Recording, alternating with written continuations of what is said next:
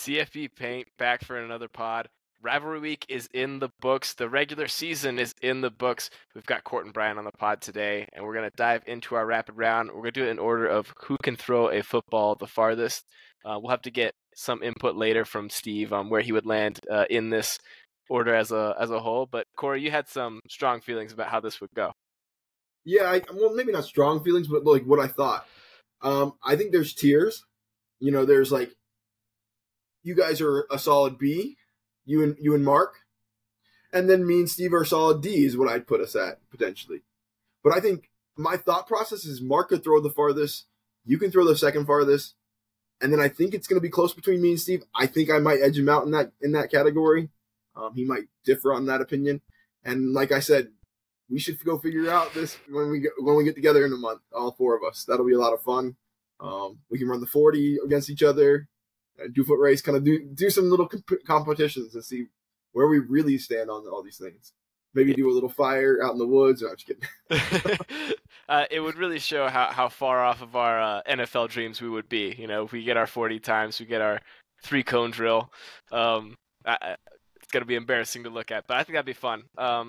No, I think there's a little bit of little brother syndrome in there with me on this rating, because you put yourself like miles beneath me, and I think, yeah, I could probably throw further than you, but like in my head, you still have got a cannon of an arm. No, not a cannon. I think I've watched you throw. You have a long arm, and you can toss it. I'm like, I got little arms and little legs. Like, that's me.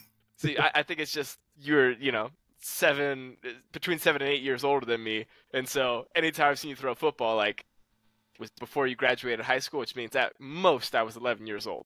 So like that's like the gap that I still see is like, Corey still got a cannon, and maybe that's it. Just also helps that like I beamed some of the kids that were picking on you in the face when we play, so you thought I had a cannon in protection of you. You know, you did save me from some neighbor kids on multiple occasions, and it seemed like it hurt. That's all I'm gonna say. Is it seemed like the message was sent and didn't need to be sent again. So. That to me, that says arm strength and a cannon. But overall, like I think at now as a grown adult, I think I can probably outthrow you. I've thrown over 50 yards before, but like just barely. I don't know where I'd be at today. I think I'd probably make one throw, hurt my shoulder, and have to be done for the day. We need to do that. We need to do a kicking challenge. It'd be so much fun just to go to a stadium for like kicking challenge would be good. I think you and Mark would rock the kicking challenge. Like. I have hit from 50 yards out at Rice Eccles, barefooted. That's crazy. Yeah, see, I don't think I've kicked a field goal more than 25 yards. I just, for whatever reason, can't get. I played soccer in high school, but can't get that technique right when I'm striking a football. Yeah. But I'll take the first in this rapid round. Rivalry week was awesome, exciting, great to watch. Not great to talk about afterward, because all of the upset bids, for the most part, ended up in failures, squashed either at the last minute or close to the last minute. Awesome game with Auburn and Alabama. Awesome game, Michigan, Ohio State. That one was tight throughout.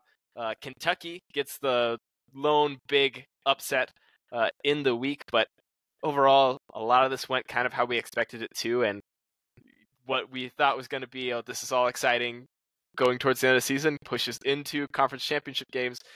Last year with conference championships, it felt really like cut and dry. Is USC going to win this or not? And that's going to determine the last playoff spot. Everything else we thought was kind of determined in our heads at that point. TCU ends up making it in despite not winning their conference championship game. That's how sewn up the conversation had been up to that point.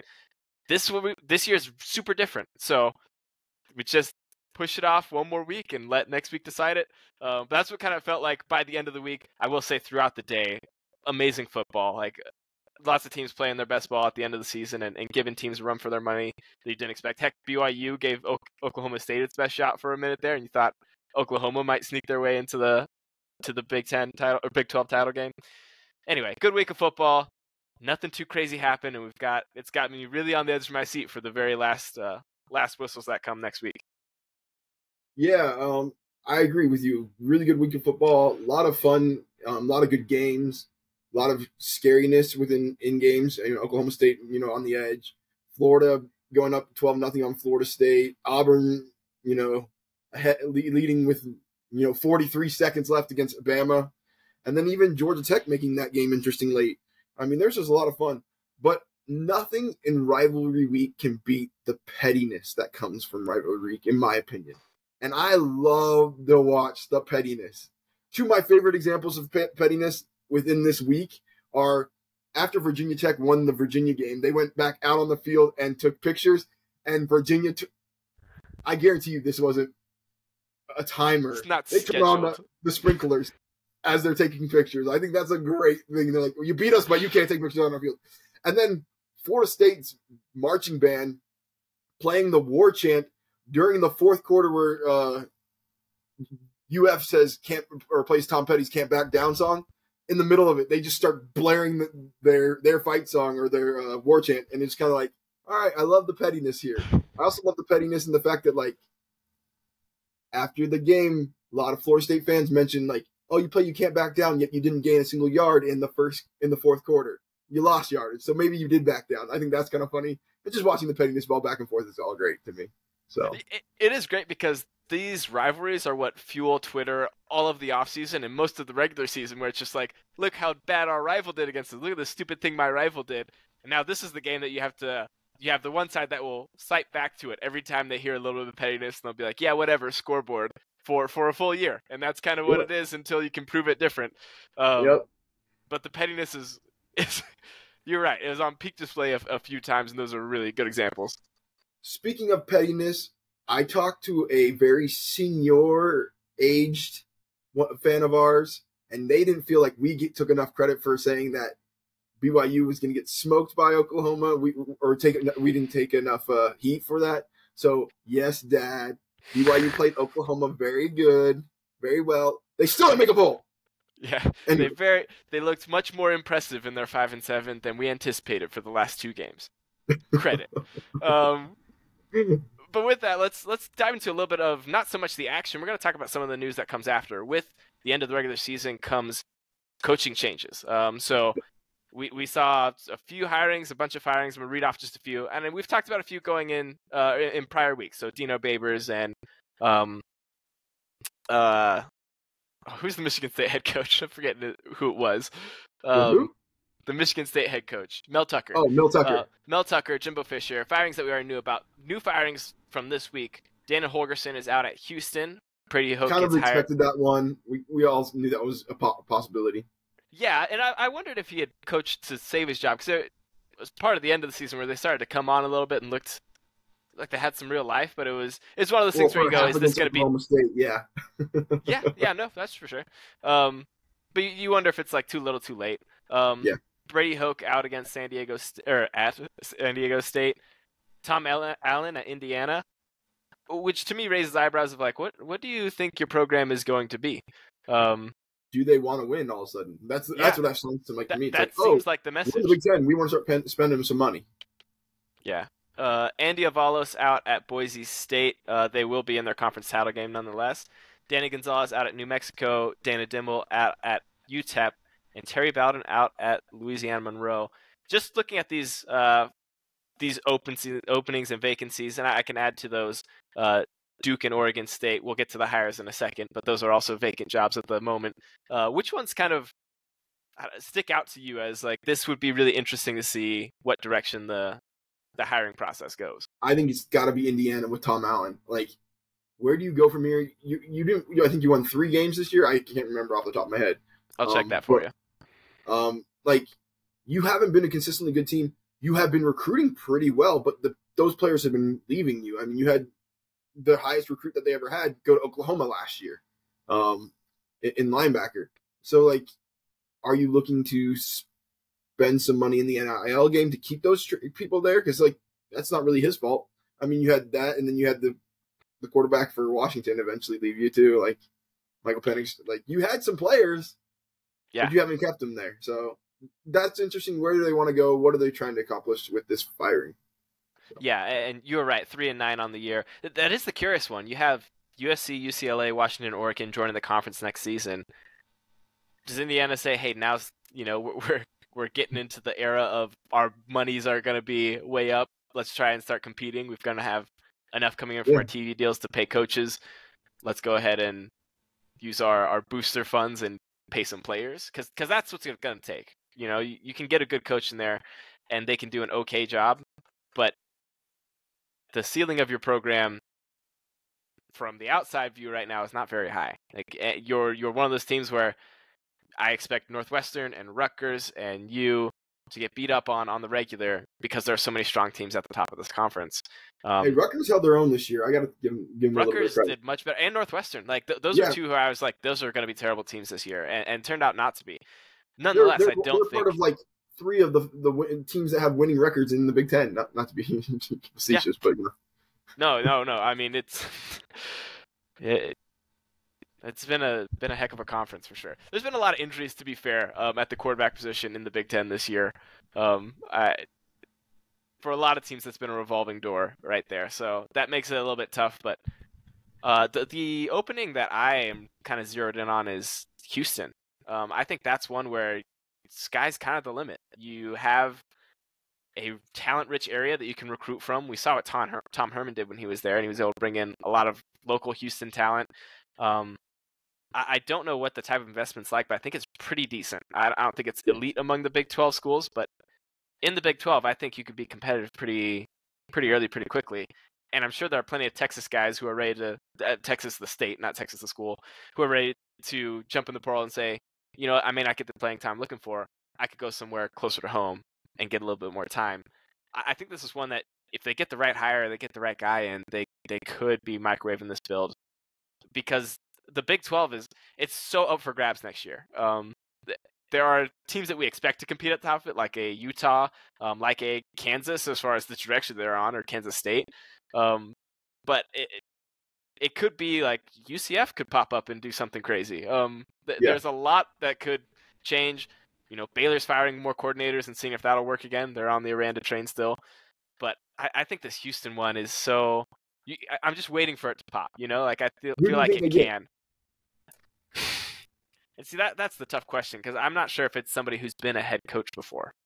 See, I haven't looked at any of the lists. I'm going to pull some lists up real quick. But like off the top of my head, I go get Rhett Lashley from SMU. If you can outspend him a little bit. They're going to the ACC, great. But they're not going to be making as much money as they are in the Big 12. And you can pay him a little bit more. And he's got an offensive mind, and he showed that he can do pretty well at SMU. That's who I think I might go get. I think he'd be a great hire. I'm not sure you could prize him away from SMU. He's coming off a really good year. His quarterback who he had, and we can touch on this later in the year, but there's a quarterback he used to work with who's now in the transfer portal and is available. And SMU has deep enough pockets that if they want to keep him, I think they can. That's one where they're going into the ACC and said, we don't need any TV money for years. We just let us get in and let us compete with them. They're kind of the OGs of the NIL era. They started, 40 years too soon, approximately. But they made sure that they got elite talent on campus. So I think he would be I just looked up real quick potential shortlist for that job. Yeah, they talk about Willie Fritz from Tulane, Jeff Traylor from UTSA, which they've done pretty good the last 2 years. They have on the list Gary Patterson, and Cliff Kingsbury, which would be interesting. Cliff Kingsbury would be really interesting. Yeah, if you could land that, I don't necessarily know why he would come back with just that job, but if you could land it, that'd be awesome. And then Will Stein, the offensive coordinator from Oregon. And they also have Jeff Banks, the associate head coach of Texas. I think he's also tight ends coach. So, maybe, but I don't know. We'll see who they get, because they can dump some money. I have long since said that UCF and Houston, I think, are the future of the Big 12, because they have the biggest fan base, and they have the most money to kind of dump into that. So, yeah, I don't think you're wrong about that. I think really interesting. Like, Jeff Traylor's the name that I see thrown around for every job opening that pops up. Yep. And I wonder if he's so desirable, like, maybe wait a year, pause, wait a year, maybe better openings show for you. Because the Houston thing, I think it has a chance to be a premier job, but it isn't. Like, as of right now, like, it's a step up from UTSA, yes, but I think he could step higher than that in a jump if he can keep a consistent performance at UTSA. But yeah, we'll see who lands in these positions, and if they go get any current like a lot of those people listed on there, Willie Fritz are currently coaching. That opens up more of the carousel and more to go around. A few hires that occurred in the last week. Mike Elko from Duke had an excellent couple of seasons there. Back at Texas A&M, he was the DC. I couldn't tell you what year. I should have looked that up before I got in here.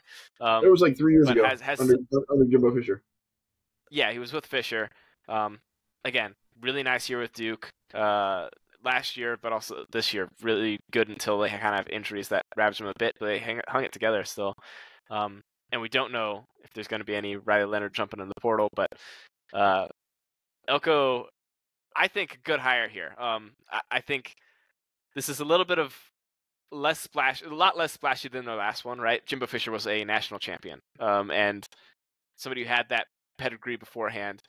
Mike Elko is one who you see, okay, he's managed a program well. They seem to do things the right way. They play a very physical brand of football that we think can be competitive here.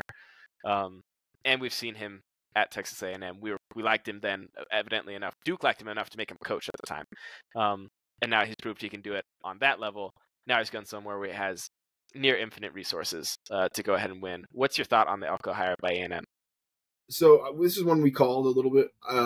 I think Steve didn't necessarily agree with me, but I thought Mike Elko was going to be the hire. I think they went headhunting and tried to get better coaches, but I think this is the best that they could do, to be frank. I like Mike Elko, but he's not necessarily known as like an insane recruiter. Maybe the money will talk, and you don't have to worry about that. But he's along the lines of I expect an 8-4 season. That's kind of like what I expect from Mike Elko. And so I'm not getting an all-star coach that I think they're bringing in. I'm bringing a coach that's probably stable with the expectations being about what they've been performing at, but now I don't have to pay him $100 million. That's the difference. Even though you already had to pay out $100 million anyway. So what? I don't know. I don't know where this goes. Can they really move it up to the next level? We'll see. But if I'm Mike Elko, I'm going to go make some extra money. I think he's getting paid, $30 million over 5 years? I think that's... I'd have to double check that. That sounds right, though. I would say his contract, I think, is through 2030. But I think... Yeah. I'll look it up. I'm trying to remember what it is. But I think it's not much compared to what Jimbo Fisher was. Yeah. I think he's somebody who has the potential to push this program to be like a consistent 8-4, 9-3 program, which they haven't been consistently that under Jimbo Fisher. I don't know that he'll make it there. That's far from unknown to me. But honestly, in the NIL era, I'm a much bigger fan of a coach rather than a recruiter. If you have an NIL operation that 6 years, $42 million. Yeah, I was wrong. Okay, so $7 million a year. Yep. Average. I'm sure that ramps up over time. But I'm just such a bigger fan of hey, can you develop and create, foster the culture and coach? Can you do those things? Because bringing in talent, NIL will do well enough. And then once you get results on the field, that will do well enough added to it. I just think if you have that operation in place, you don't need an ace recruiter at head coach. You'll want a couple on your staff, yes, but you don't need an ace recruiter at head coach. And I think, I don't know, I like the move. I think it's smart of them to not go, I think you nailed it on the head when you said they looked for bigger names and weren't able to get them.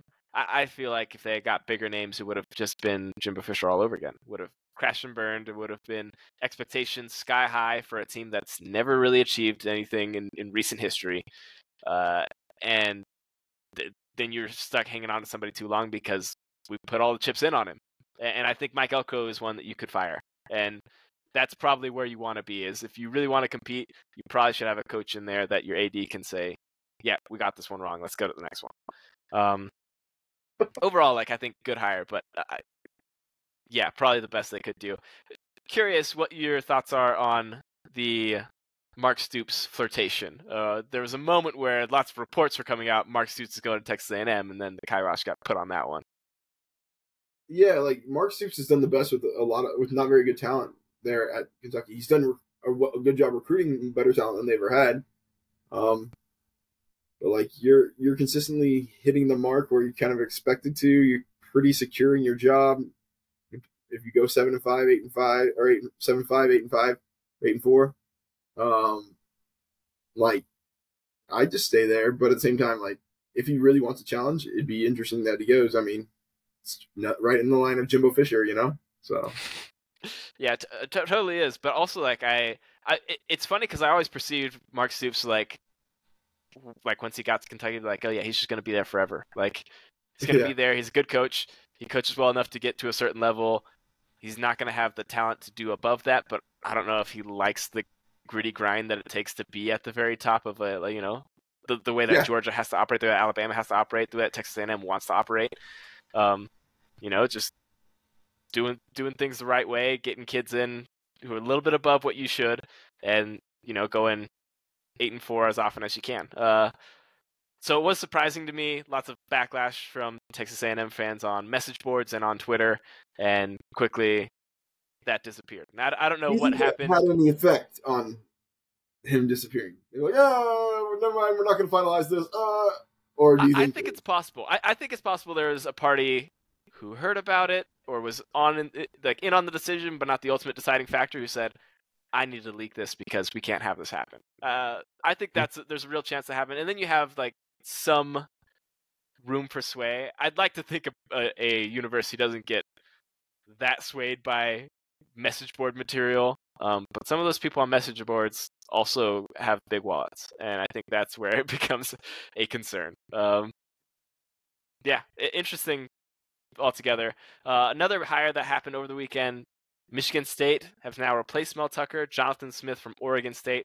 Oregon State, one of the teams that's left out of the realignment. They're in the Pac-12 still. They don't have a home for next year, alongside Washington State. Great season for them overall. Like, very competitive in a lot of big games. They took Washington, pretty close. Rough game this week against Oregon, but nobody's been really doing great against Oregon. What do you think of this hire, Jonathan Smith? He's turned Oregon State around and made them a tough and physical team, and he kind of his team and their culture is a little weird in the Pac-12 because it's not kind of what the Pac-12 does, but it is what the Big 12 or the Big 10 does. And 100%. so it makes sense to kind of go there. And like he's done really well with the talent that he has. He doesn't have all-star talent, but he's done pretty well and put together a good team. And I think this is a good hire for them. Too many people kind of reacted to the 2020 season when, all heck was broke loose and we didn't really know what was going on. And Michigan State ended up paying for that because they gave Mel Tucker a super long contract. But this is this is a much better hire in my opinion. I think this is going to go in the right direction. And kudos for Jonathan Smith. I mean, you're going to get left out in the cold. Go find a way to get it back there. So, yeah, and kind of a brutal situation. Like he's if I'm not mistaken, he's an Oregon State grad. Like, this is his school, this is his team. I think if circumstances went different as far as the conferences were concerned, there's a decent chance he sticks around. Obviously, eventually, everybody's got a price tag, which I can be bought. I'm sure the coaches can be bought at a certain level. But you do get left out in the cold, and then Michigan State it's an awesome place to be, where there's a lot of potential in the Big Ten. I don't know that you have necessarily expectations for like 10 wins, 9 wins, especially not where the program is currently, but you have some of the resources and like access to talent that you'll need to grow it. And yeah, I just think this one makes a lot of sense. He hasn't coached in this area before. Like, he's coached mostly in Oregon and Washington, in Montana. So that'll be new, but I think that really gets overblown a lot. Dan Lanning going to Oregon, you see how things can work just fine, at least in the SEC, and going to do your thing. So I think he can be a big success from there. Mario Cristobal, and then the actual coaching that you need, that ends up being a good team. It's a great combination. Miami might want to look into this, by the way. Just fire Cristobal and go get an actual coach, and you might be in good shape. Do it quick. Pull a quick switch, get those players underneath. Yeah. So yeah, I don't have any other thoughts on that one. I think it's a good hire. We'll see how it shakes out. He's going up against some of the best coaches in college football, because he'll be going up against Ryan Day, people question, but Jim Harbaugh, if Harbaugh doesn't leave for the NFL. You still have Kalen DeBoer, you still have Dan Lanning, you still have Lincoln Riley, and Chip Kelly's hung on to his job. So there are big names you'll be going up against, along with the flashy hires of Luke Fickell and Matt Rule last year. So like there are real chances to get big wins against big coaches, but he's been doing that at Oregon State already. He's kind of set and primed for this. The other hire that happened over the weekend in the SEC, Mississippi State hires Oklahoma offensive coordinator Jeff Lebby. Corey, any thoughts on the Jeff Lebby hire from Mississippi State?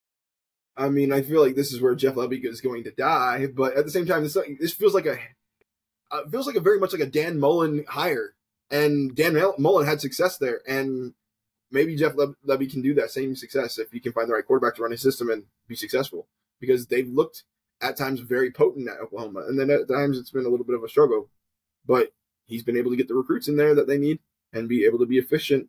So why not bring him over to Mississippi State and see if you can do, 8-4? That's what you're shooting for at Mississippi State. Yeah, and 8-4 is that's an excellent Mississippi State year. Yeah, because they are. I mean, and divisions are done away after this year in the SEC. But if you're looking at the SEC West, it's a stacked division, and they're at the bottom of it pretty regularly. Yeah. It's them and Arkansas who occupy those spots. So if you're on just winning season on a regular basis, you can make it to a bowl, go 7-6. Mississippi State fans would eventually get tired, but they'd be okay for a few years. And you sprinkle in a couple 8 winners, a couple 9 winners if you get really incredible, maybe a 9 winner if you get a really incredible.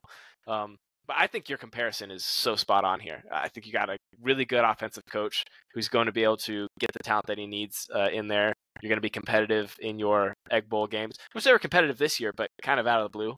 Mississippi State is that more because Ole Miss sucked or because Mississippi State was actually good? It was a travesty to watch that game. I was so excited, and I was like, when's the next game? Oh, no, tomorrow? Okay, never mind. Yeah, no. Ole Miss has been the bane of my existence all year because they end the season 10-2, but I still feel like, yeah, you're not very good though. And you're still on the level of Tulane without their starting quarterback, Right. But that's how I feel. But it's like, yeah, but they did earn a 10-2 record. I can't take away what they did do. They did beat LSU, who isn't a total scrub. They only play half the one side of the ball, but they're not scrubs. So kudos there. But Mississippi State, I like this hire. I'm intrigued to see how it works out for them. I'm also intrigued to see things from the Oklahoma side because I think he done a pretty good job there. I think the issues we saw last year were certainly defensive. I think this year there's still some defensive issues where teams like BYU, who formerly couldn't move the ball at all, especially run the ball, especially with their offensive line, were able to gash Oklahoma. So the strength of the team to me has been the offense. They'll need to get the right hire to replace him to keep that as I really trust Venables as a defensive guy. I just can't believe that his defense will be poor for any extended period of time. It'll keep getting better. I agree. Yeah, but in the short term, they need to keep that offense humming. So that'll be. You got key. Jackson Arnold next year, so why not? Get somebody good. That'll. Yeah, no, I'm 100% with you. Any other thoughts on any of the coaching carousel things I didn't touch on, or programs we hadn't dove in as much? We got 2 openings now in Duke and Oregon State with coaches taking different jobs. I think we've seen some assistant coaches being fired, which is kind of fun and interesting too. I think there are 2 coaches at UF that were fired this week. I'm trying to think off the top of my head. I can't remember a few others. But seeing changing the assistant coaches, you mentioned the Baylor ones with Dave Aranda. Mm-hmm. Yeah, we've seen some people calling for change and opportunities to change, and the carousel is always moving. So who ends up where is fun to watch. You and I both enjoy this. So yeah, if you're listening to a college football podcast and you've been listening to it all season, you're probably into the same sort of thing where the games might not be, they might be dying down. There might be fewer and fewer of them, but the news right now is just blowing up with the coaching carousel and what's happening there, and then it has heavy bearing on the recruiting that's happening with it, as well as the transfer portal. The players are going, oh, that was my D-line coach. He's gone now. That's I love that OC. I don't know if I still am going to want to be here after he's gone. Those sort of things are really happening, and they're going to continue to happen because people will hire their vacancies away from other people. It'll be a ride. But there was also football played this weekend, and more than just the weekend. It was on Turkey Day. It was on Friday. I want to talk about just a few of the big matchups that shaped the end of this season and what we're going to see going into the championship week. In the ACC, Florida State plays at Florida. Both teams are with their backup quarterbacks. So you have Tate Rodemaker in for Florida State. You have, oh my gosh, I'm forgetting the name of Graham Mertz's backup. Sorry? Max Brown. Max Brown in for UF. UF jumps out to a great lead. Everything goes right from a UF perspective to start the game. Everything goes wrong from a FSU perspective to start the game. But ultimately, Florida State wins out. The last 40 minutes of the game, they play pretty well. They dominate defensively. Their offense gets enough done. They had some struggles going with Tate Rodemaker, but you get a few touchdowns and the field goal that you need. 24-15, the end score of that one. Thoughts on the Florida UF game, Corey? Oh, it was if you're a fan, awful to watch at first, and then great to see you be relieved. It's interesting to watch this Florida State team because they remind me a little bit of Washington and Georgia, and yeah, maybe you could say Michigan, but not as much lately. But yeah, Michigan. Maybe it's those teams that can win on either side of the ball, and sometimes your offense can win the game for you, or sometimes your defense can win the game for you, and that's what this defense has given up 58 points in the second half this year combined. And if you cut out the first 3 games, it's 25 points in the second half through their last 9 games. That's insane. I think it might be closer to 32. Actually, now I'm thinking about it, but that's insane. The second half adjustments that they're doing, and that's partially why if this team goes undefeated, that's why you have to put them in the Final Four group, because this team's defense will allow them to hang around with anybody. I'm not an Adam Fuller fan. I haven't been an Adam Fuller fan, how he's handled the defense, but in the past. But this year, it is a very good defense. It is great second quarter or second half changes, and Patrick Surtain has that defensive the backs playing pretty dang well. Those are players that were cast-offs on some of their teams that they were at, and not highly rated a few years ago. And I mean, Jarian Jones has locked down Restrepo from Miami. He locked down Pearsall from Florida. And if you look at PFF, he's one of the top 3 cornerbacks in man-to-man coverage. And that's a guy that 3 years ago people were can he play? We'll see. I remember at the beginning of last year, I was every time I was watching Florida State, as a Florida State fan, I was get him off the field. What are you doing with Jarian Jones in there? And now I watch him and he's unreal. It's that defense is you're absolutely right. They're giving the team a chance to hang with absolutely anybody, and then you have enough of the talent on offense to pop and to keep up. Florida State has been down by 10 points or more 4 times this year and has won every single game because of the second half adjustments. You have Clemson, you have UF, you have Miami, there's one other game that I can't think of off the top of my head. LSU, they're down 17-7 against LSU, I think, weren't they? I think that's right. And all 4 games they clamped down. LSU scores 7 points against them in the second half with a joke of a touchdown against a true freshman in his first game. I mean, Clemson scores nothing in the second half. Florida scores a 3 points, and Miami scores a fluke pass where even the college football committee was yeah, that touchdown was a fluke. When they said that out loud, I was okay. So, I mean, that's what gets them back into games, and they're not going to be out in front, but you better watch out for how they handle the second half. So, fun game to watch, and I'm happy with the result, so can't be too mad. Although Max Brown had some good passes in that game. Early on in the game, I was concerned. When you look at the backup quarterback matchup of Tate Rodemaker and Max Brown looked the better player. Made some really tight throws, some really sharp ones, and he's also good with his legs. And so there's part of me that I was thinking oh man, if they start to let loose, kind of give this kid more and more control of the offense, there's a chance for a mistake. But I think he might torch Florida State just because it was looking good early on.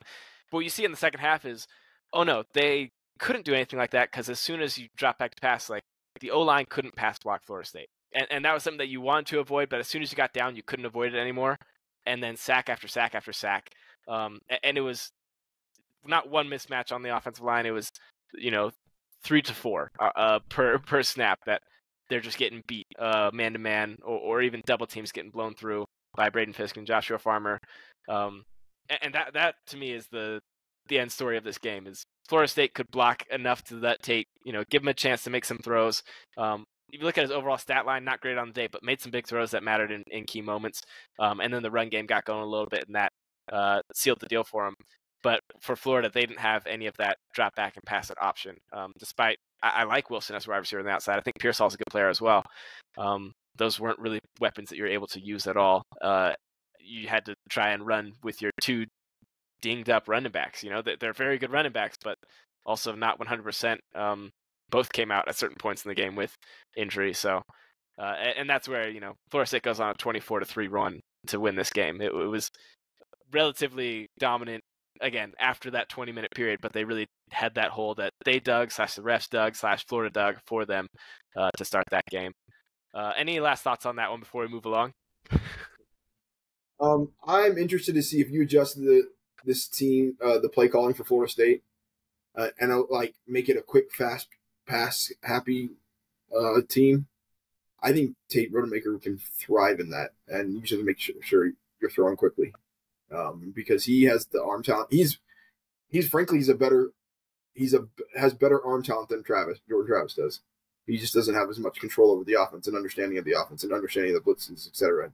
But if you can make it a quick read, like, okay, 1-2 take down, or 1-2 here's your check down, you might have a ball on offense there, because you have so many weapons you can beat people with. And that's really what happened also in these kind of games. It's like you have different games where different players have stepped up. LSU, you have Keon Coleman catches 3 touchdown passes. This game, you have Trey Benson runs for 3 touchdowns. And then Johnny Wilson has 6 or 7 catches and kind of is the comfort blanket for Tate Rodemaker. Yeah. And then you also have Jaheim Bell, who's also his high school tight end. That kind of breaks the game open at first. And he hits a big pass to Jaheim Bell. There's so many different weapons. You don't know who's going to step up any given night with Florida State. And that's why, they're the 20th talented team per 247 team evaluations. They are not good. They should be lower as far as how they should be talent wise. But they are a team that plays for each other. They're a team that's coached well, and Norvell puts them in positions to be successful, and so does Fuller this year. So you can't complain about that. Yeah, I think with the putting in positions to be successful, the one thing I'd be looking for in the Louisville and the ACC title game would be running tempo with Tate Rodemaker, because one, it to some degree negates the defense's ability to dial up blitzes. It's a lot tougher to do at tempo than it is to do when things are slow. They can get plays called in. Number 2 is he struggles when he's doing all his checks and adjustments at the line with the clock. You had 3 false starts on the day, which you've had very few of those on the season for Florida State. That hasn't been a problem. So, you don't know how much of that is, the plays taking longer to get in because I'm looking for something not, if it's something that Jordan Travis can do, there's a lot bigger list of those things. But if something that Tate can do, maybe you're trying to be a little bit more selective in the plays. Maybe it's coming in slower. I'm not entirely sure who to blame.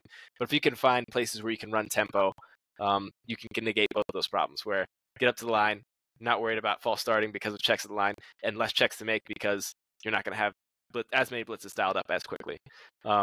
So we'll see what happens with that going on. Louisville, on the other side of this ACC championship game, loses in their final game of the season. They go 10-2 in the regular season, dropping a rivalry game to Kentucky, 38-31. Any thoughts on this game, this result, Corey? Devin Leary didn't complete a great high percentage of his passes, but he completed enough and effectively, and they were longer than they were long enough that they could be in a much better position than they should be. Their rushing attack has kind of been off and on, hit and miss this whole year. You had him destroy Florida, and then you had it struggle, and it kind of struggled a bit in this game. I think they only rushed for 83 yards in this game, but the timely interceptions, the timely fumble recoveries, and Devin Leary able to move the ball when necessary and cash in when necessary is the difference in this game. That's the other problem is Louisville turned the ball over 3 times. Granted, one was when you're driving to try and win the game, but too many. Or, I mean, you have an interception, 2 fumbles. The defense doesn't do a good job. They do a good job stopping the run, but they don't get to stop the pass, and that ends up being against or a bad game for them. Yeah, and it seemed to me that I thought it was going to be a turnover the other way that was going to be the nail in the coffin. This is one of several games I was flipping through and keeping track of. But when in the fourth quarter you have Devin Leary throw up an absolute duck of an interception, And I can't remember if the game was tied at the time, if they were up 7, but I remember I just think thinking it like, oh was my goodness, tied. I think it's 31-31 at the time. that's what I'm remembering. And I thought, oh, this is going to be the nail in the coffin. They're going to go get a score, get ahead, and hold on to it. Kentucky able to grit out the win, and a big marquee win for them. A big black eye for the ACC with their second best team, who is I think still ranked number 10 in the country. Is that wrong? I should need to double check that. They're down to 15. See where they got moved to. I don't know if it's on the medal for though. No, still at number 10 right now. So barely moves in the rankings due to this loss. But Kentucky gets the win. Louisville, any hopes and dreams? I saw some people who had them still listed as like a playoff contender of like, hey, they win this game, they beat Florida State, they get all the right losses from other people, they could get in. I wasn't in that camp, but now nobody's in that camp. They lose that one.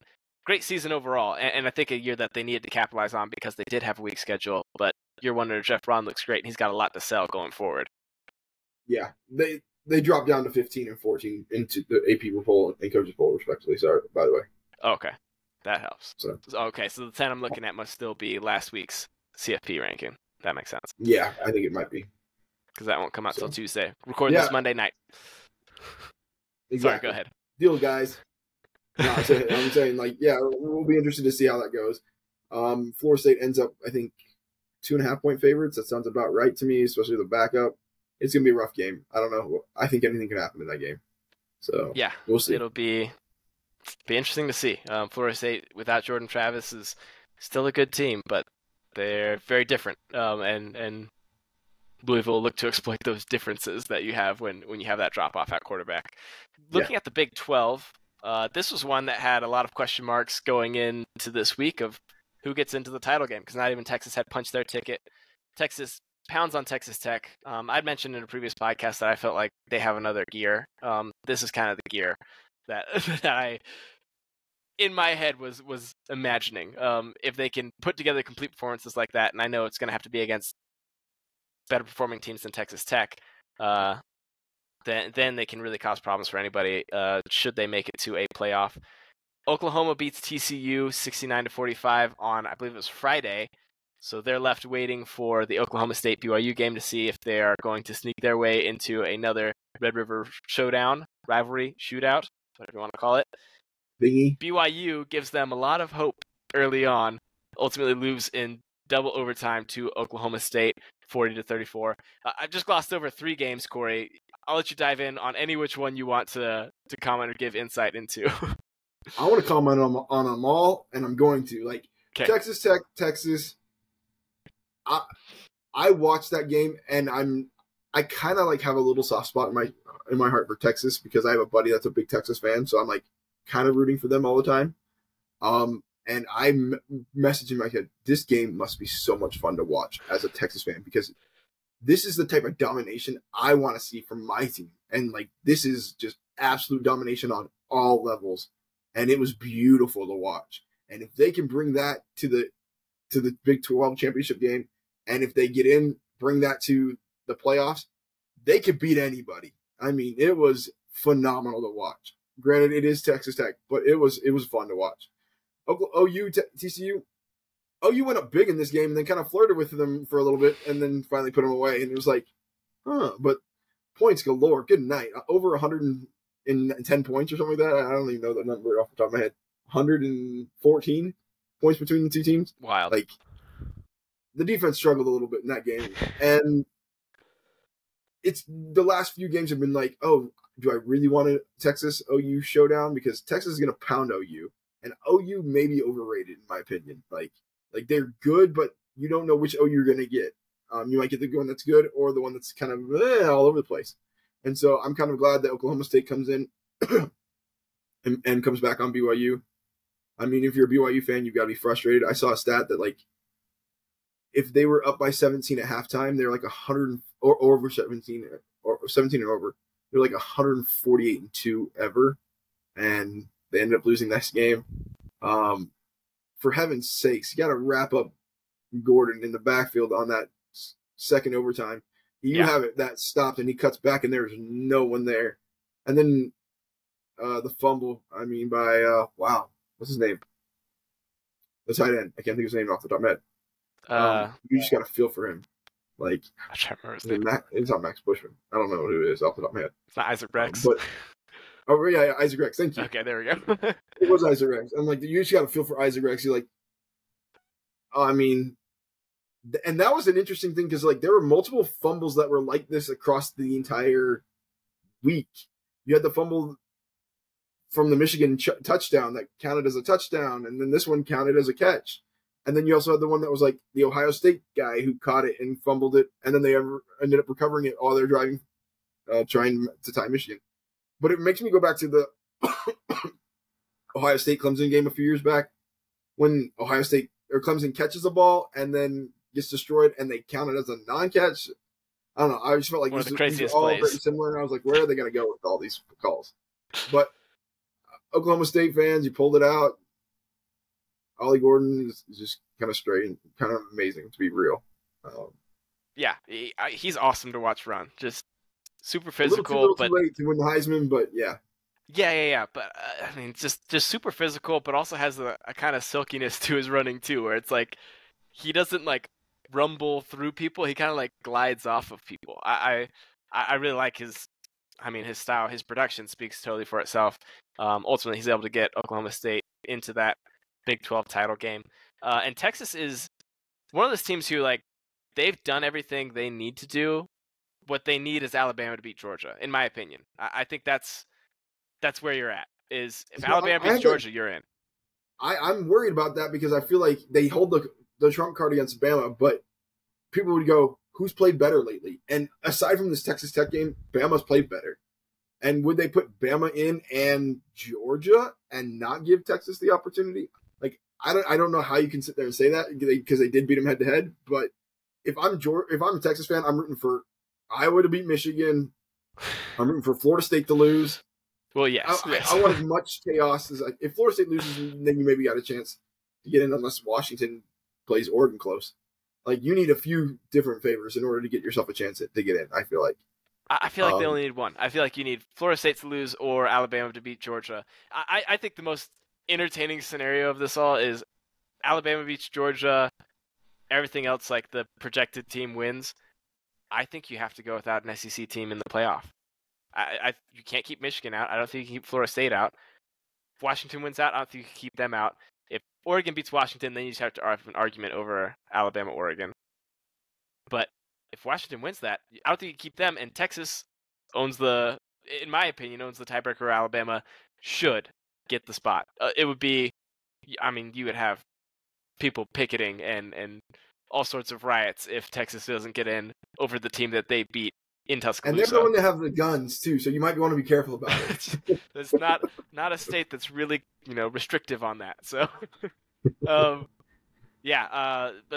Texas stays alive in their hopes that there's a lot of ways this can go right for them to get to the playoff, but they do have to get through Oklahoma State, who has proven to be a tough customer at times throughout this year, making it to the title game. Any last thoughts on the Big 12? No, I'm good. All right, keeping over to the Big 10. We've only got one game we're going to talk about here, and that is Ohio State versus Michigan. It's 3 in a row. Michigan gets the win in the Big House, 30-24, without their head coach. Kyle McCord in this game, I don't want to say he let his team down, but it became very clear that they're going to need a different quarterback next year. That's my immediate thought. What were your immediate thoughts watching this Ohio State Michigan game?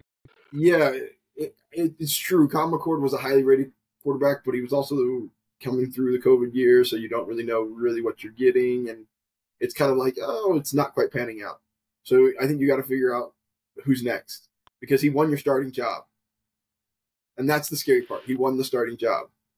So we used to have all the quarterbacks that came through Ohio State went to the NFL, and then Joe Burrow left, and none of them have been going. Not none of them, but like, who's going next? You had CJ. That's over at the Texans. CJ Stroud. Yeah. But like, yeah, who's your next quarterback? Like, that's an issue. Yeah, because you have absolute weapons on the outside, and Brian, good backfield as well. You've been critical of Michigan over the last few weeks, and their style of playing, and they're not looking at how good as they said they were as good as everybody thought they were going to be. What was your opinion of how they played that game? Oh, I'm totally won over. Honestly, like I think they played a really really good football game. Like I think some mistakes you have from court just making, but you also force a lot of mistakes. You also deal with a big injury on the offensive line that's like no small thing to lose Inter. And there's a lot of time left in that game when they do. And you're still able to run the ball pretty effectively. JJ McCarthy manages the game extremely well. It didn't do anything crazy with his arm this game, but like you didn't have to. You know, you were able to play within yourself, not have to overextend. This was a really impressive victory to me for Michigan because I thought they would struggle with some of the athleticism on the outside defensively. They did not. And then physically on offense, they were able to, run Blake Corum the way they have against most teams this year. And to me, that's the question when you get to the playoff is, are you going to be able to do that against the other top teams? Ohio State sure has a good defense. And, it's not Georgia, it's not Oregon. There's no way to project in your mind whether that will work against those teams, but it's as good a test as you'll see. Then they pass with flying colors. I have nothing but good things to say about Michigan from this win. From a stats perspective, the team that's rushed more in this game has won for like the last 20 years or something like that. Is that right? If I knew that was a stat, I'd be running the whole damn game. I don't care anymore. Like that used to be a stat that was similar from Florida State and Miami. If you ran the ball more, you ended up winning the game. Like, and when Ohio State had that one touchdown where they just kind of ran the ball all the way down and marched right through the teeth of Michigan, I was like, oh, that was scary. This might be the game over, but weren't able to replicate it again. Well, it looked like they had just Michigan to Michigan. Like it just looked like the script flipped entirely for one drive. But it was like at that point I thought like, oh, Ohio State's going to take this home, and yeah, I did too. And then Michigan shut it back down. So this is a heck of a game. It's a tough rivalry game to win, but you get the win at home. You get it without your head coach, and you're moving on to play Iowa. If you can just get over the finish line. What does Ohio State do with Ryan Day, though, real quick? Keep him. Keep him? He's keep him in the game, and he's 53 and 3 or 53 and 4 against everybody else. Here's the thing: you're moving. I don't think Michigan is his kryptonite. I think they've beat him, but they've been close games, and at times, like I think Michigan coming away from this, like I remember last year Mark was talking about like I think if they played this again, 10 times, Ohio State would win 7 or 8 or something like that. Mm-hmm. This year, I don't think that's the case. This year, I think Michigan would win most of the games if you played it over and over again. But you're moving to divisionless football, and this matters because and to a 12-team playoff.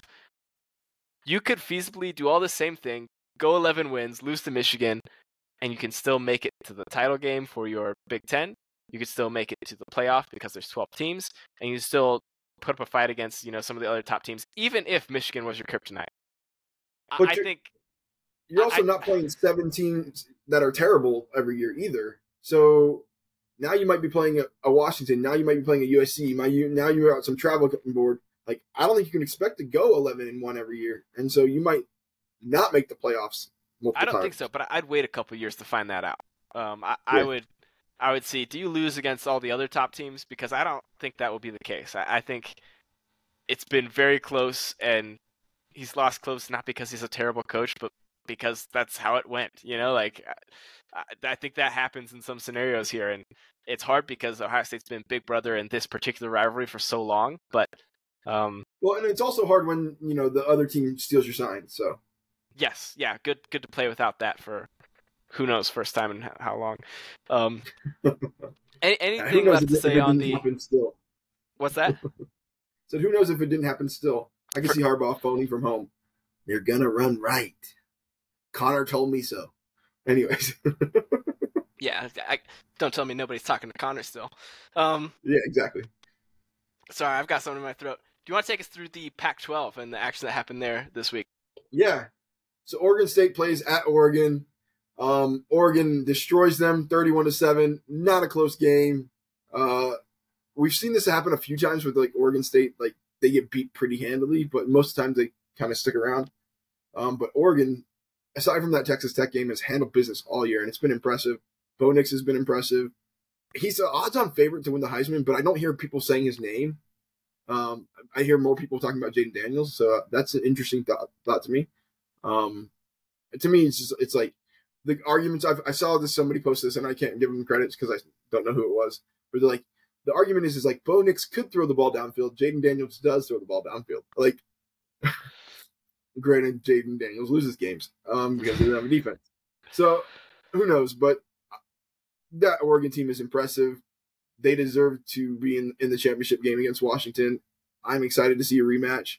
I am very surprised to see the line at 9 points for next year or for next week. That surprises me, but we'll see. We'll talk about that later. Washington State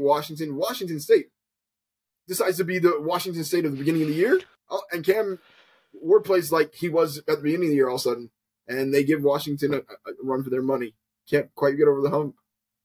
For those that are going to sit there and say like, "Oh, Florida State doesn't deserve to be in," they're kind of playing terrible. I mean, you've had the same thing with Georgia this week. You had the same thing with Alabama. You had the same thing with Washington.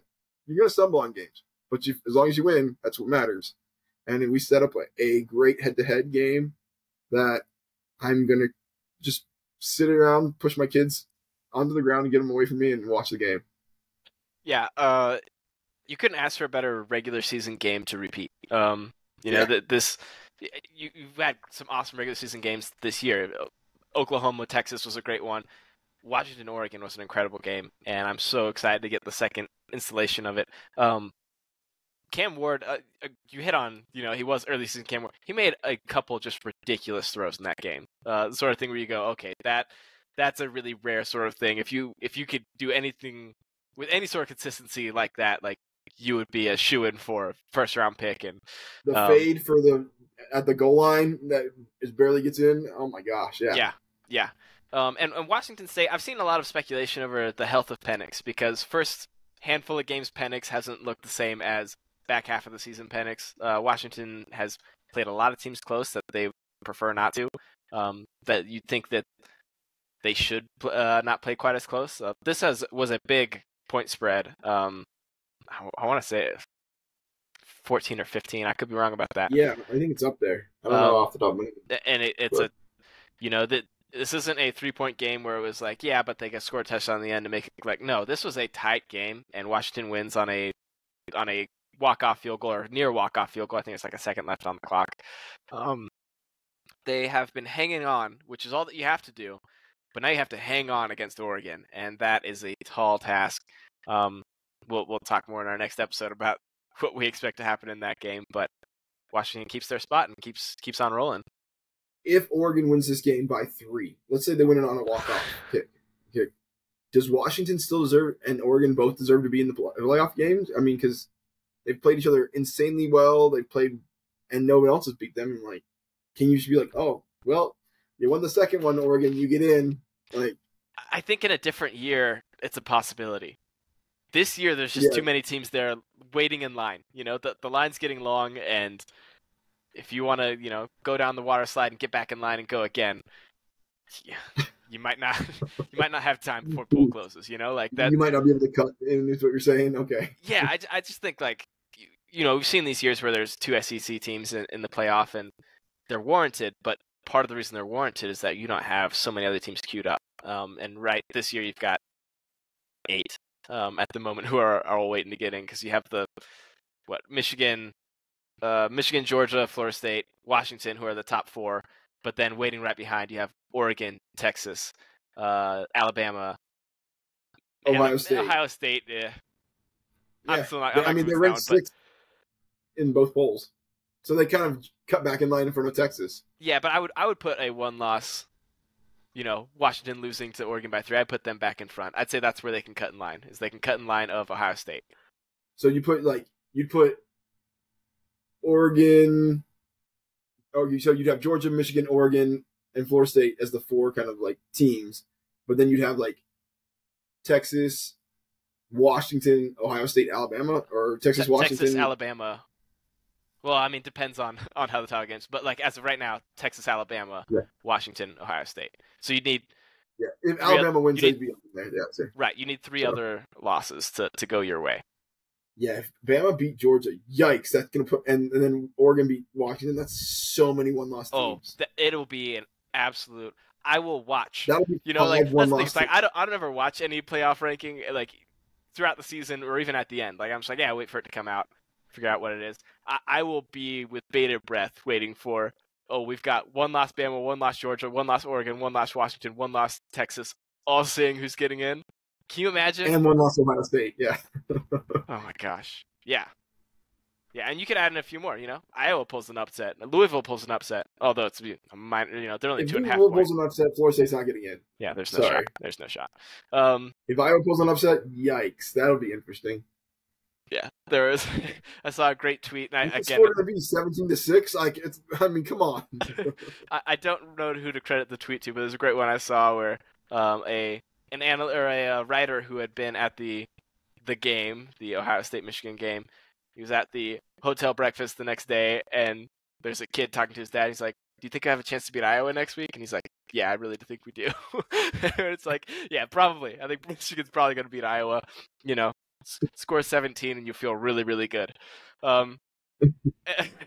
We've gone on a lot of tangents here, but thanks for carrying me through my coughing fit. Anything left on the Pac-12 that we want to touch on? Nah. All right, we'll move on to the SEC. And we've touched a little bit on Georgia Tech. We can go into that more if you'd like. The main game that caught a lot of people's attention this week is the Iron Bowl. Alabama-Auburn. Auburn at times is able to just run the ball at Alabama, and in kind of a way that we saw them do a little bit against Georgia when they played them earlier this year. They're such an enigma in some of the ways that they play, with just they'll blow out a team and then they'll get their doors blown in by New Mexico State, and they're really competitive with Alabama, and then they lose on a 4th and goal on the 31-yard line where you've rushed 2, spied 1, which I don't know if you need to spy if it's 31 yards. Just have one of the 8 people in the end zone run forward. If he's gonna run, like, you've got time to find him. But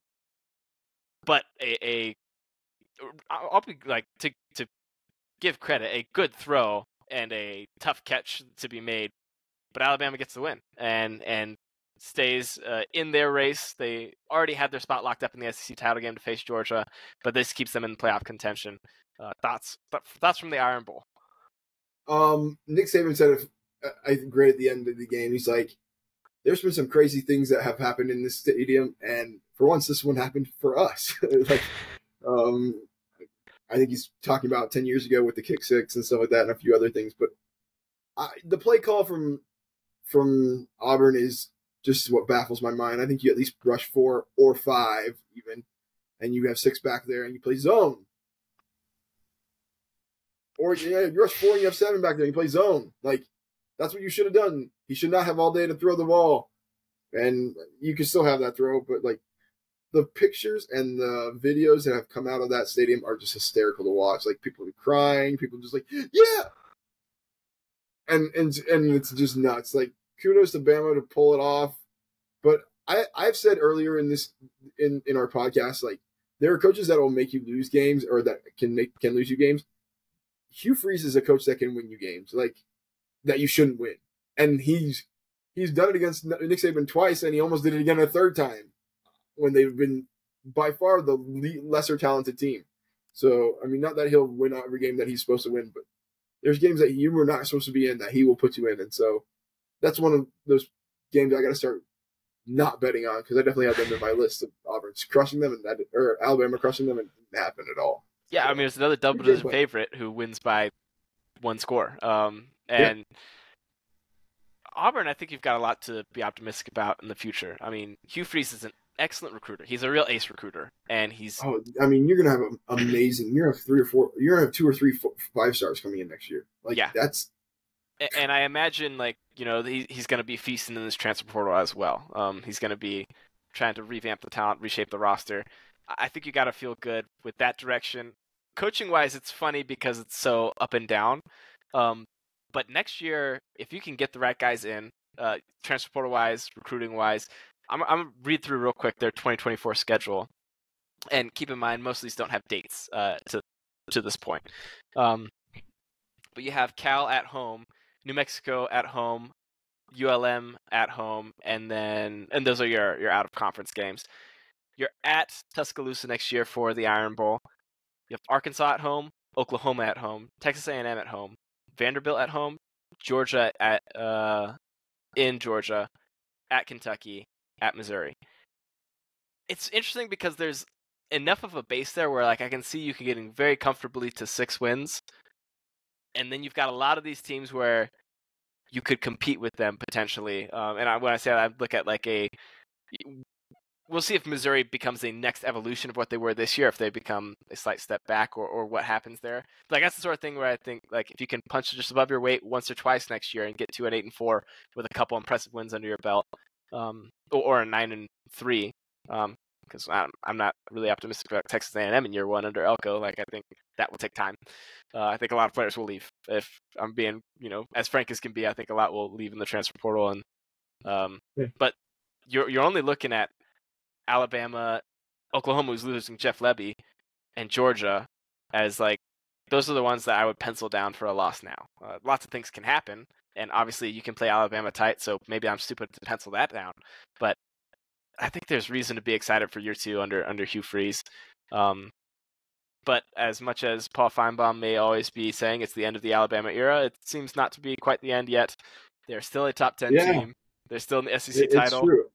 I thought it was going to be, but they figured it out with Milroe, and they've adjusted. Kudos to Tommy Rees and actually making adjustments to your talent, because not enough coaches do that. If you can make adjustments to your talent, you can win any game. But so many people try and make their players fit their program and fit their system.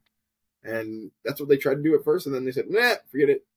We're going to fit our system to him, and it worked. Yeah, there's a great interview. So Mike McDaniel, the head coach of the Dolphins, is interviewed in the game they're playing in Germany, and it's a foreign reporter who's asking. He's got this, a thick European accent, but he's asking about the evolution of his offense and kind of what he saw last year versus this year. And Mike McDaniel is a little bit like blown away with his knowledge of the game. But also, I love Mike McDaniel. Oh, he's great. So he's phenomenal. But also the thing that he said, and it's so on the head for what you're talking about, is like it's not a my scheme sort of thing. It's me understanding what players I actually have, understanding their capabilities better, what their comforts are better, and then getting the results with that. So he's like, the way that my scheme has evolved, it doesn't evolve because I'm changing what my scheme is. It's I understand my players better, and some of my personnel has changed, and that's why I coach differently. And I think that's been the key for an Alabama team who, they didn't have Milroe against USF, but struggled against USF. They shouldn't have done that with any of their quarterbacks. They've come such a long way since that. Obviously, this is a rivalry game, so you give them a little bit of grace with a 3-point win over Auburn, which you played way too close and you left to the last second, and you get the miracle that you were looking for. But you get to the end of the season 11-1 with the chance to play for it all still. So I don't know if there's anything else in the SEC you want to touch on while we're in the conference. I feel like they need to name this game, and I want to name it like the Corner of Sadness, because that's really what happened. Like Auburn's game died in that corner of sadness. The only other game I was looking at that I wanted to touch base on, let's see where we got, just LSU. I mean, does Jaden Daniels win the Heisman? I think certainly. I don't know how he doesn't. Yeah. And like, what are the odds? Real quick, I'm just pull them up. Yeah, last I've seen, I think Nix was still the favorite with Daniels close behind, but I just don't think. Everybody go make some money and go bet it. Yeah, Bo Nix is 136 or 165. Jaden Daniels is 135 or plus 135. So go put $1,000 on and make $350. Jaden Daniels is one who, like, when he came from Arizona State, I thought, okay, really slippery guy. Like, I didn't realize the top end speed that he had, but like, kind of a tough guy to tackle, to tackle for loss. Get him back there. No, he seems to slip out of everything, make everything a little bit of a positive play. But I also thought he couldn't throw worth a lick. But he had the arm strength, but not the accuracy. He's got it all right now. Like the throws that he's making in his Texas A&M game. Player, yeah. My goodness. And I mean, the eye test tells you everything, and then you look at the stats, and it's like, oh, he's blowing away some Joe Burrow stats. To this point in the season, like that's special rarefied air that he's in. I Yeah. think I just can't see how you can give it to anyone else with what he's done this year. And I get he's got talented players he's thrown to, and I get that he's got 3 losses, but we gave the title to Johnny Manziel because we noticed we were watching before us. We did the same thing with Robert Griffin. We did the same thing with Lamar Jackson. This is one of those where it's like, yeah, the team might not be winning every game, but let's be honest about what we're seeing here. If Bo Nix loses to Washington, I think definitely Jaden Daniels gets it. But yeah, that would lock it up for him. But we'll see. We'll see how that plays out, and if Bo Nix has a marquee big win game, big moment or play in that game, is that that late push enough to solidify it for him? We'll have to wait and see. Outside of the Power 5 conferences, there's only a couple matchups we wanted to highlight. You have UTSA taking on Tulane. Tulane finishes the season 11-1 with their only loss without Pratt against Ole Miss. Really impressive season for Willie Fritz's team. We'll see where they end up in the new CFP ranking. One that you guys kind of told me, like, poo-pooed it when I picked them. You're like, oh, they don't have the NFL talent that they had last year. So, just FYI. I definitely thought so. Like, I was like, nope, you don't have the Tyjae Spears. He was, kind of a killer there. I had a lower opinion of Pratt than I think most people did. I was just wrong, like they've had a heck of a season. They performed really well, and they flirted with disaster on a pretty regular basis, but they win. If you're the one who gets through and wins, kind of doesn't matter. And that's what they've done. They've had like 4 or 5 games where they've won by 10 points combined. Yeah, it's brutal when Corey's picked them in the win totals draft, and so I have to root against them every week. And they're just like, no, we're just gonna hang on and win. We'll keep it there long enough that Brian has to watch the whole game. But no, good win for them. And Liberty goes undefeated on the season. They win against UTEP, who fires their coach subsequently afterwards, 42-28. So what is the total on undefeated teams this year? You've got Michigan, Florida State, Washington, Georgia. Is it 5? Liberty? I think it's 5. Washington, Liberty, Florida State, Michigan, and Georgia, 5. There you go. So the only one outside of the Power 5, Liberty goes undefeated, and Jamie Chadwell doing incredible things. I'm interested to see what this team really is because they really haven't played anybody. So the bowl game's going to tell us a lot when they actually have to play a decent team. Yeah. I'm intrigued to see how how Tulane is, even though they're undefeated. So. And I think that's totally fair with level of competition. Tulane's been playing a higher level of competition than Liberty. Yeah. But also, bowl games are really hard to read in this era as well because it's like, oh, half the good players transferred, half of them are just waiting for the NFL. One of the big reasons I'm for playoff expansion is not because I think the best team actually might be somewhere in the top 12 and not in the top 4. It's because you're saving the postseason. The postseason is gone. Bowl season is terrible outside of the playoff. But if you've got 12, now you've got a handful of games. We've got stuff to look forward to, and you have a postseason that is worth. Those players tend not to leave or tend not to say, "Oh, I don't want to play for a championship." Like, no, you want to, so you stick around for that game. I'm excited for that reason. Anyhow, kind of quickly glossed over those ones. Any other thoughts on those 2 wins? Nothing else. We're long past an hour at this point, but quickly want to mention the transfer portal. With the end of the regular season, a lot of teams, not having bowl games or players opting not to play in them.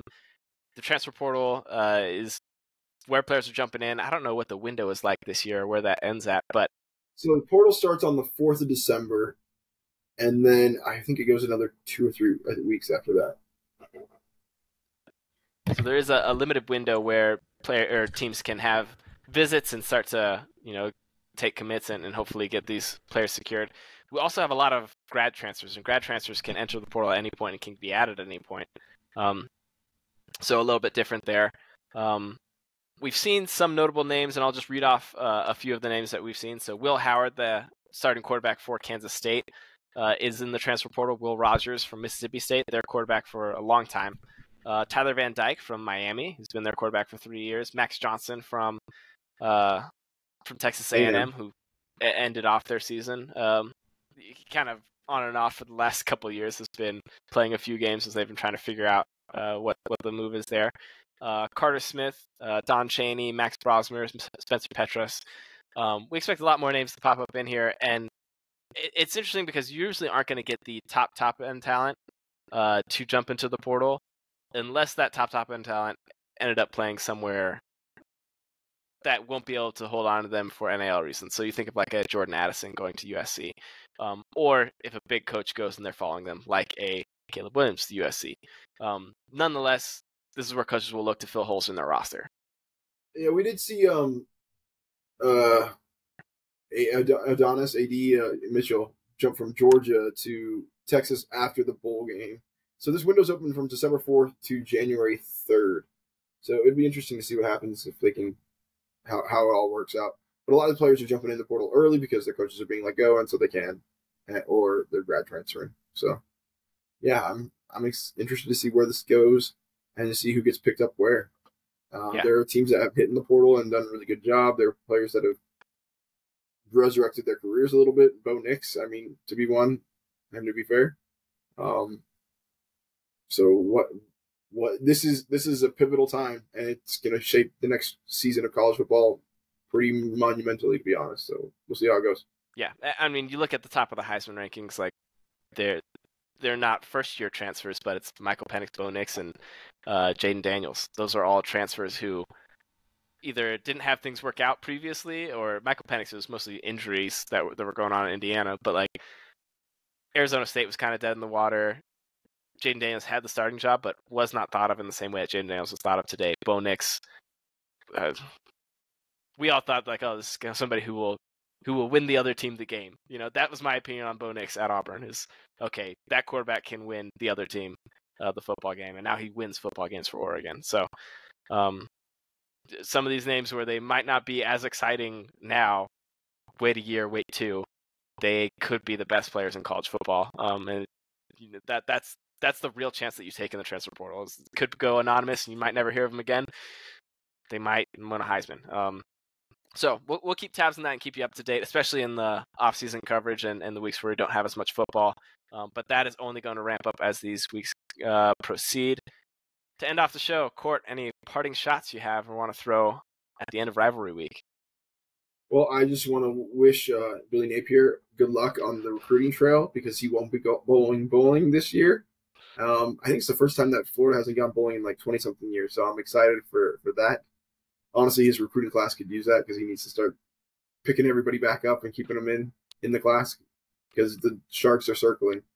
I think it's going to be rough next year as well because, I mean, you play Texas, you play, I think, Oklahoma and Florida State next year. It's going to be rough. So we'll see how that goes. But have fun, Billy. Yeah, I don't know if I have any parting shots to throw. I mean, there's the field does all the talking on Rivalry Week. All that matters is the end result. You know, it doesn't matter that Auburn played Alabama close. Auburn lost to Alabama, and that's the way it's been for a long time. Ohio State lost to Michigan. That's the way it's been for 3 years now. You know, it sucks to lose your rivalry game, and you're going to have to wait a full year, and you're going to have to hear about it, and you deserve to hear about it because guess what? You have to. You get yours when you had the win, but when you're on the other side, be prepared. That's what happens. So, any others? Sorry, I jumped in, but I know if you were saving anything. We're going to sign off with that. Appreciate all of you for hanging around with us. If you've been around this long, make sure to give us a like, throw us a comment, anything you'd like us to talk about. Again, one click for you does a lot for our podcast, and we appreciate all of our listeners and the efforts you guys put in to help support us. Until next time, Championship Week. Peace.